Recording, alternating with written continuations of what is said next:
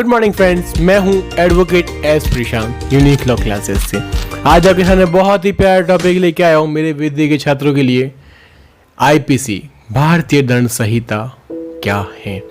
तो इसमें जो इम्पोर्टेंट जो अमेंडमेंट हुई है उसके बारे में हम लोग बात करेंगे। धारा 1 से 5 तक जो मैं आपके लिए लेके आया, अगर सब्सक्राइब नहीं किया है तो सब्सक्राइब कर लीजिए।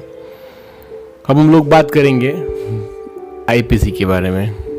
भारतीय दंड संहिता 1860 जो है लागू हुई थी। भारतीय संहिता इंडियन पेनल कोड किसे कहते हैं? सन 1834 की बात है जब पहला विधि आयोग यानी फर्स्ट लॉ ऑफ कमीशन का निर्माण किया गया था। तभी इसके चेयरपर्सन लॉर्ड मेकाले थे। इन्हीं की अध्यक्षता में आईपीसी का ड्राफ्ट तैयार किया गया था। तो आईपीसी को किसने बनाया था? आईपीसी के फादर कौन है? लॉर्ड मेकाले, जिन्होंने आईपीसी का ड्राफ्ट तैयार किया था।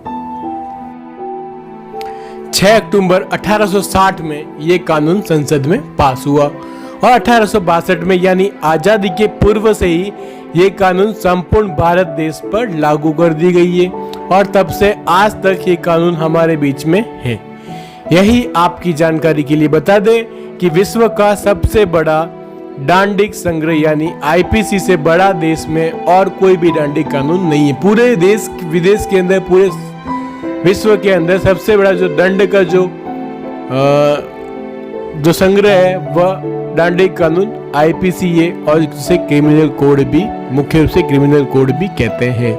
इसके अंदर सजा के प्रावधान दिए गए हैं कि सजा, अगर किसी ने कोई कार्य किया, कोई भी अपराध किया तो उसको ये सजा मिलेगी।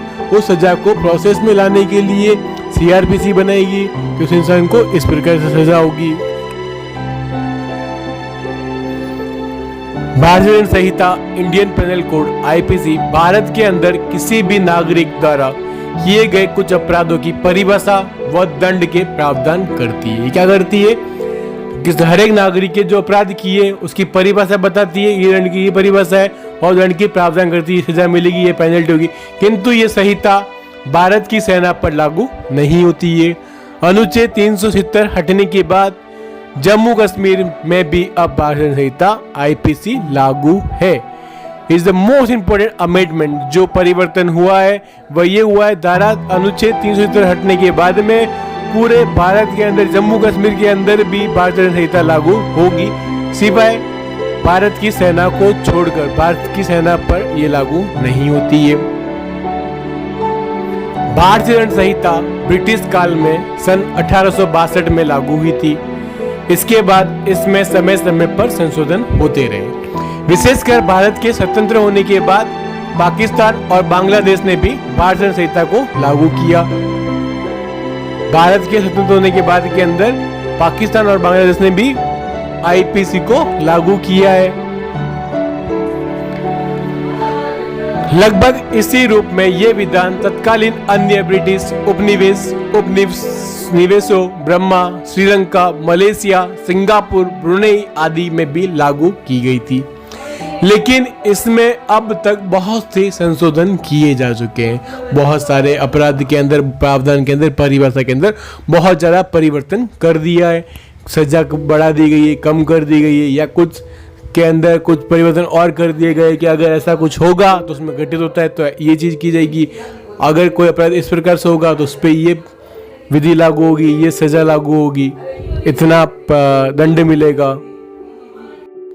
हमारे मन में एक प्रश्न आता है कि आईपीसी भारत में लागू क्यों की गई। तो इसके बारे में हम लोग जानेंगे। आईपीसी को लागू करने का मुख्य उद्देश्य समूचे भारत देश में एक ही तरह का कानून व्यवस्था को लागू करने जैसा है, ताकि अलग अलग क्षेत्र में कानूनों की जगह एक ही कोड हो।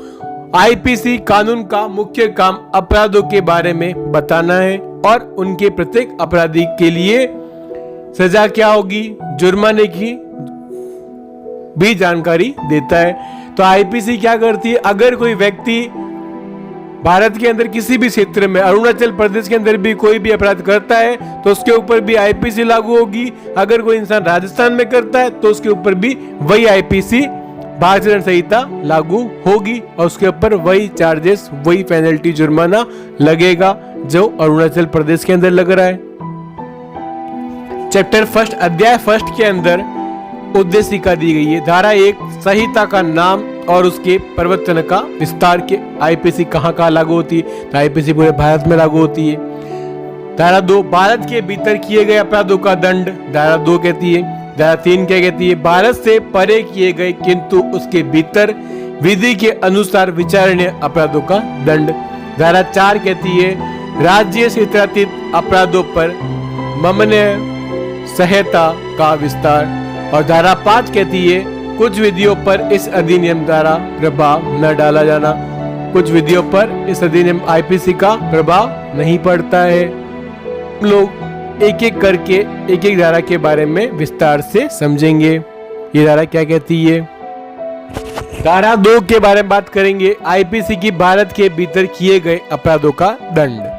आईपीसी सेक्शन 2 भारतीय दंड संहिता की धारा 2 के अनुसार हर व्यक्ति इस संहिता के उपबंधों के प्रतिकूल हर कार्य या लोप के लिए जिसका वह भारत के भीतर दोषी होगा इसी संहिता के अधीन दंडनीय होगा, अन्यथा नहीं। अगर कोई इंसान भारत के अंदर कोई भी अपराध करता है तो उसके ऊपर आईपीसी लागू होगी और उसे आईपीसी के तहत ही उसे दोषी ठहराया जाएगा, उसे दंडनीय दंड उसे मिलेगा। अब हम लोग बात करेंगे धारा 3 की। आईपीसी की धारा 3 भारत से परे किए गए किंतु उसके भीतर विधि के अनुसार विचारणीय अपराधों का दंड। अगर किसी इंसान ने भारत के परे कोई दूसरी जगह जाके अपराध किया है, आउट ऑफ इंडिया किया है, विदेश जाके किया है, तो भारतीय दंड संहिता धारा 3 के अनुसार भारत से परे किए गए अपराध, अगर कोई व्यक्ति भारत का व्यक्ति जाके अमेरिका में कोई अपराध करता है तो उसके लिए जो कोई व्यक्ति किसी भारतीय विधि के अनुसार विचारने का पात्र होगा। भारत से परे किए गए किसी कार्य के लिए उसे इस संहिता के उपबंधों के अनुसार ऐसे ही निपटा जाएगा मानो वह कार्य भारत के भीतर ही किया गया था, क्योंकि वह इंसान भारतीय, इसलिए उस पर भारतीय दंड संहिता लागू होगी। धारा 3 ये कहती है। तो आप लोगों को धारा 3 समझ में आएगी। अगर कोई व्यक्ति भारत से बाहर जाके भी कोई अपराध करता है तो उस पर भी आईपीसी ही लागू होती है। धारा 4 आईपीसी की धारा 4 राज्य क्षेत्रातीत अपारदेशीय अपराधों पर संहिता का विस्तार के राज्य क्षेत्र के अंदर जो भी अपराध करता है उसके ऊपर क्या लागू होगी। धारा 4 ये कहती है भारतीय संहिता की धारा 4 के अनुसार इस संहिता के प्रावधान निम्नलिखित धारा किसी भी अपराध के लिए भी लागू होते हैं। नंबर 1 भारत के बाहर और परे किसी भी स्थान में भारत के किसी नागरिक द्वारा कोई भी अपराध किया जाता है तो उस पर आईपीसी भारतीय दंड संहिता लागू होती है। नंबर 2 भारत में पंजीकृत किसी पोत या विमान चाहे वह कहीं भी हो पर किसी व्यक्ति द्वारा किए गए अपराध पर भी लागू है। अगर कोई व्यक्ति, ऐसे कि आप लोगों ने सुना था कि अभिनंदन सिंह जो थे विंग कमांडर, वह पाकिस्तान उनका विमान वहां पे गिर गया था, तो उस इंसान के अंदर ऊपर भी अगर कोई लागू होती तो वहां भी अपराध होता तो वहां भी आईपीसी लागू होती। स्पष्टीकरण इस धारा में अपराध शब्द के अंतर्गत भारत से बाहर किया गया ऐसा हर कार्य आता है जो यदि भारत में किया जाता तो इस संहिता के अधीन दंडनीय होता। अगर वह कार्य भारत में होता तो उस पर भी दंडनीय होता इस संहिता के अधीन। कौन सी संहिता? आईपीसी भारतीय दंड संहिता के अधीन उस व्यक्ति पर भी दंड उसे मिलता और उस व्यक्ति को न्याय जरूर मिलता। धारा 5 के बारे में बात करेंगे जो इंपॉर्टेंट धारा है। आईपीसी की कुछ विधियों पर इस अधिनियम की द्वारा प्रभाव नहीं डाला जाता। भारतीय संहिता के धारा 5 के अनुसार इस अधिनियम की में कोई बात भारत सरकार की सेवा के अधिकारियों, सैनिकों, नौसैनिकों या वायु सैनिकों के द्वारा विद्रोह और परित्याग को दंडित करने वाली किसी अधिनियम के उपबंधों या विशेष या स्थानीय विधि के उपबंधों पर प्रभाव नहीं डालेगी। मैं पहले ही बता चुका हूं कि भारत की जो सेना वगैरह है उनके लिए कोर्ट मार्शल, उनका कोर्ट वगैरह सब अलग होता है और वहां का जो दंड होता है वो वहां पे आईपीसी लागू नहीं होती। भारतीय संहिता वहां पे लागू नहीं होती, उनके अलग कानून होते हैं, अलग दंड प्रावधान दिए गए हैं। अगर आपको मेरा वीडियो अच्छा लगता है तो मेरे चैनल एडवोकेट एक्सप्रेशन की चैनल को सब्सक्राइब कर लीजिए और बेल आइकन को दबा दीजिए और मैं आपके लिए ऐसी अच्छी वीडियो लाता रहूंगा। Thank you, stay tune.